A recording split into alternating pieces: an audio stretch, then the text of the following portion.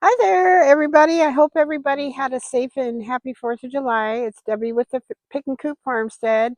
I'm out in my garden. I just hooked up my soaker hose, and when I went to turn on my faucet, those little wasps are opportunists. I should have knocked that nest down once I killed them the first time. This is the third time I've had to spray in there. They keep trying to go back into that little nest. So I'm like, holy guacamole. So I just knocked it off of there after I sprayed them, and because it's like right by my face when I bend down in to turn and off and on my water. I'm like, I don't want them swarming at my face. So I had to actually kill some more today. I feel bad about that, but I don't want to get bit. So anyhow, I'm out in the garden and I don't know what I'm going to accomplish out here today. But I did notice that the gophers are going alongside my elderberries, and I'm thinking, what if they're eating the roots of my elderberries? I should have put cages around those, and I did not. So now I'm like, crud, what do I do? I still have more in the house. All the green leaves are drying up that were on them, so I'm wondering, I probably should dig one up and see if the gophers are eating them. I don't know. I think that'll be a task for today or tomorrow. So what I'm going to do so far is I'm going to go along in each bed and I'm going to harvest what I can harvest. And I pinch these down to the next grouping of leaves. These are basil. And I am going to harvest these.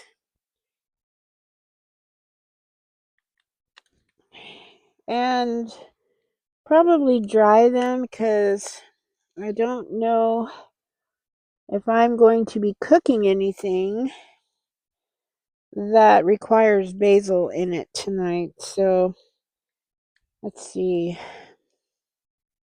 This keeps them from flowering and it promotes more growth. So they're finally coming into their own. They got past the bug pressure and now they're starting to produce like they should. I'm thinking they all are going to survive. I'm pretty excited about it. I thought I was going to lose them all. I'll just put those in my little bucket. I've got a purple cone flower on each side of this one. This has all kinds of new growth. They all do. So that's exciting. If you see any unhealthy leaves, sunburnt, bird, bug munch, whatever, I just throw them off as long as it's not diseased. And I'll put it back in the bed for nourishment. So I'm just going to go along. And this is what we're going to do today. I think, excuse me, I'm going to come over here and I'm going to top my calendulas.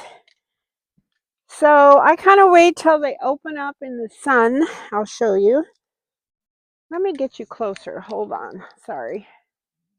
Okay, so what I do, this one's almost opened up. And right down here, if you can see it, there is a Y. I clip the stem down to the Y. This is almost open. That gives it a chance to put on new growth. And I just clip them down to the Y. And when I get in the house, I pull these tops off, put them upside down on my drying racks and let them dry naturally. The chickens get these. So I'm going to give you a close-up to show you all the new growth and buds on these things. It's crazy. I just love these orange ones. They're so pretty. And this is the way I've been doing. Oh, and I think they smell wonderful. Calendula since I started growing them. I think last year was my first year. Okay, so these guys aren't open yet, so I'm going to leave them alone. But I do want to give you a close-up. I don't think it works from this direction. No, it does not. Darn it.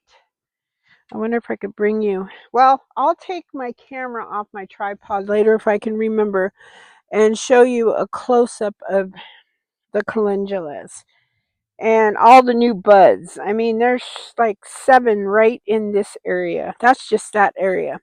So this year, so far, every year I've grown them, last year and this year, there's a bumper crop of these things. So I'm pretty excited about that. I'm going to set these right here, and I do want to show you if you can see. Can you see my onions? No, not very well. I am going to, sorry. I'm going to show you my onions over here, and I'm going to top them. I'm going to try it with these pruners. They're not the sharpest thing in the world. And I'm going to give them a haircut. So I left about 3 to 4 inches, if you can see that, on this right here. These are wonderful. Put on your baked potatoes, salad. Look at them. I save them. I do not give these to the chickens.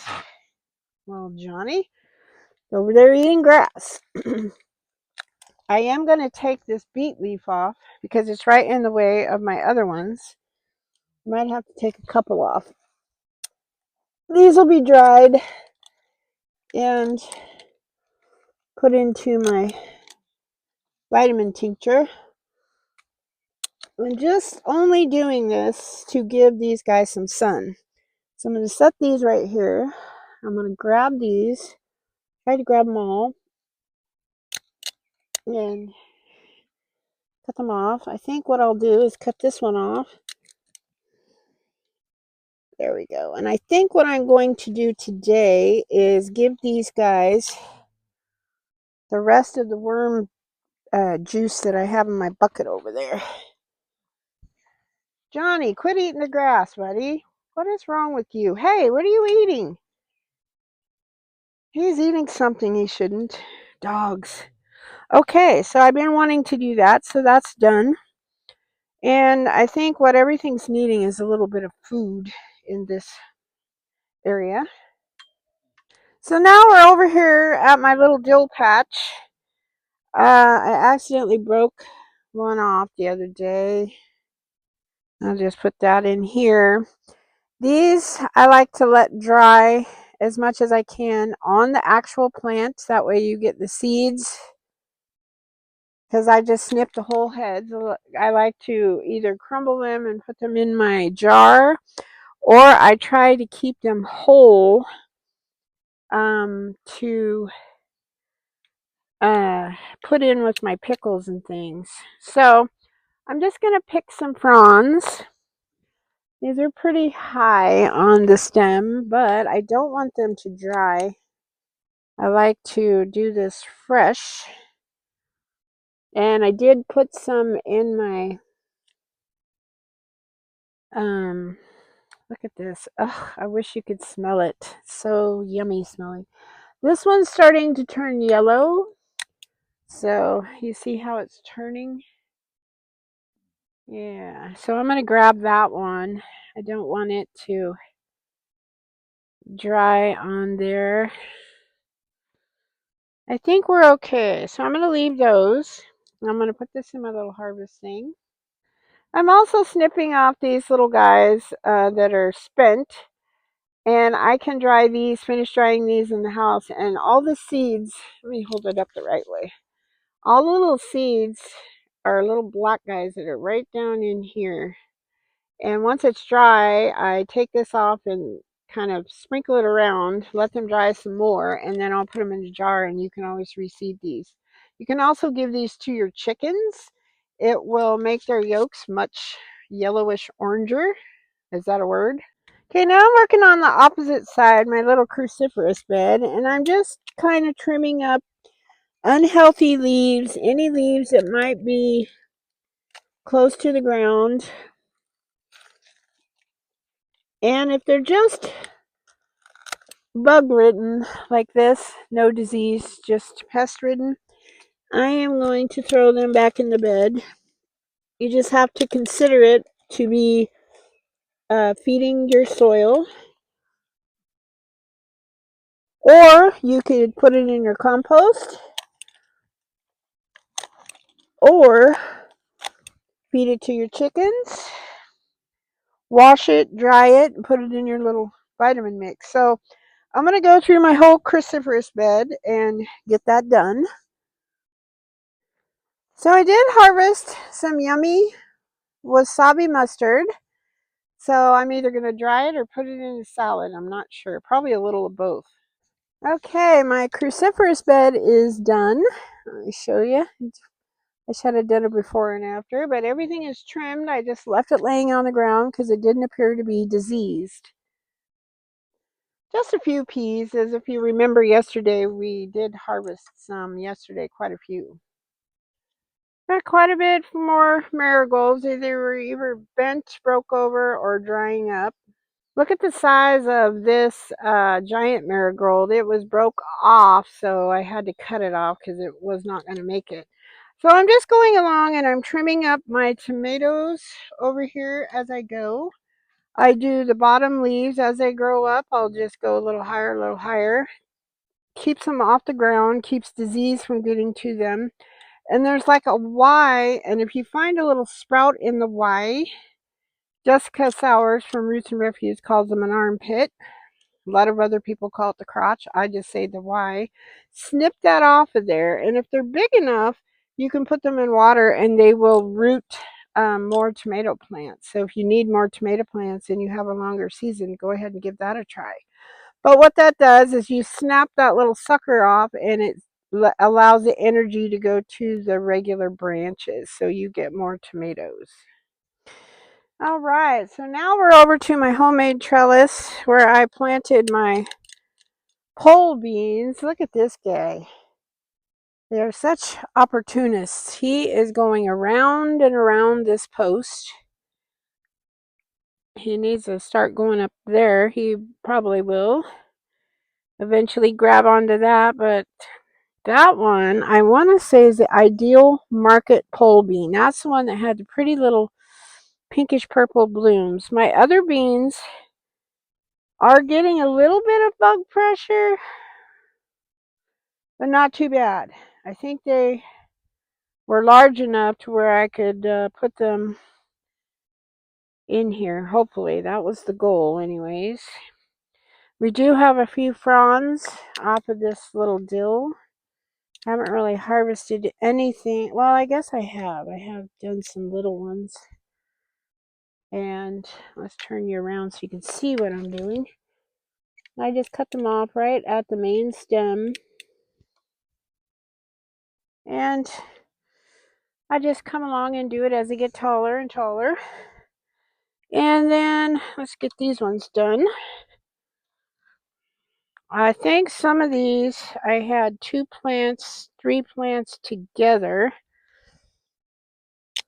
So they are a little crowded. I don't really want to cut them off because this one, look here, this guy right here is right next to the big guy. And I don't really want to cut that off right there. So I'm going to leave those. I got the lower portions. So I ended up with a little handful of dill. So now, looks like something got bent over one of my nice big tomatoes. I'll show you in a minute. All right, I have some pepperoncinis right here. This one is starting to turn red. So I'm going to pick this tiny little spindly pepper plant. As it gets hotter, it'll start going crazy, but these things are really prolific. As you can see, this one's starting to turn a little red. So I chose to go ahead and harvest these. So that's how I do it, and then I pickle them. Okay, so as I'm going, these are my Oregon Spring tomatoes, and they get these little shoots up from the bottom. I like to snip those off, and I just keep going along and getting the stuff about a foot up the plant at this point. You want to make sure though, if you're pruning tomatoes, you really don't want to prune determinate tomatoes, which are tomatoes simply, I have to go around the other side to get that one, are simply, they only get so big. So if you trim them, it'll stop them from growing any further. So they're bred to where they only get so high. But look, this is sad. Oh, you know what though? I think I can actually clip this up. You guys didn't see this, I'm sorry. This was hanging down towards the bed. So I'm going to grab it and I'm going to steal this clip and clip it to that post. It's not a broke off down here, so it might be okay. I'm going to trim these little leaves off of here just to get it going. See, and again, these leaves are not off of determinate tomatoes, so you're not going to hurt them. All you're doing is keeping the leaves from touching the ground. Now this one has got some yellow leaves at the bottom. Not sure if it's just sun bleach. I'm going to throw them outside of the bed. This guy, if you can see him here, is a volunteer tomato. I'm leaving him there. I really don't. There's like two. I'm leaving him there. This tomato, I can't remember what this is. I shouldn't be trimming it if I don't know what it is. I tried to put all my Oregon Spring. See this one? I think it's sunburnt, but I'm putting it outside of my bed. Those types of things you do not want to put in your, what you call it, compost pile. Oh, this is a green, oh, giant crimson. So this one might be a determinant, and I just pruned it, but oh well. That's what I get for not looking. All right, so we have trimmed all of those guys. Try to get the suckers. This right here is a Y with a little stem in the middle. This is what you call a sucker. So you want to take that out of there. So you want to keep up on those as much as you can, and boy, do they come up quickly. So everything's looking good over here. Oh, here is a branch that doesn't look so hot. Look at this guy. He's going to go outside of the bed. Okay, so we've done what we can over here. Oh, there's a sucker right here. We'll just pinch this little guy off. Oh, it had some blooms, but that's okay. All right, now I'm going to continue around, see what we can find out. So today's kind of just a maintenance, and if there's something to harvest, we'll harvest kind of a day. So I got a little bit more basil, and then a dried, well, you can't see it, there's some dried marigolds in there. Okay, so this bed here, this is my main strawberry bed. And this is about as full as I want to get it. And so I learned this from Charles Dowding. You can't really see right now because they're so big. Throw those back in the bed there. You're going to want to cut your strawberries off once they're done blooming and producing fruit. Hopefully I don't cut my soaker hose. That would not be good. And this keeps them from sending runners out because I don't need any more strawberries. They're very prolific.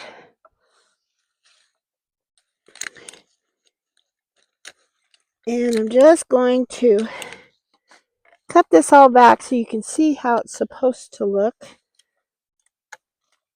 I probably could go a little shorter, but for right now, I'm just kind of doing this to show you. You got to keep watering them, and you don't want them to die, but this is what you end up with, possibly a little shorter. And then what you're going to do once I get done with this job, I'm going to get the weeds out, and then you just spread some compost over the top of it. So I'm going to continue and do a few more. All right, so I got this bed halfway done. There's a big weed I've got to dig out of there, right over there. And then tomorrow morning I'll finish up the rest of this bed, and then I think I'm gonna leave the dried spent stuff on the ground. When I first started cutting, I was putting it back in the bed, but I'm thinking I don't know how prolific those runners are. If they're like any other binding thing, they will grab hold. So I just kind of threw them in the side, and then we will rake these out of here. Otherwise, I think I'll have strawberries down the aisle. So I did trim up the tomatoes over here. I think everything else is pretty good. I'm going to let my soaker hose go for a few more hours. And then this evening I will water my tubs because they're still pretty damp right now. So I'm going to see what they look like this afternoon. Maybe wait till tomorrow. I'm not sure. So anywho, I hope the sun is shining where you are. I hope you're having a fabulous day. I hope you're happy, healthy, safe. Thank you so much for watching, subscribing, commenting, sharing, all that wonderful stuff you folks do. God bless you all, and I'll see you next time. Happy gardening. Bye-bye. Well, maybe.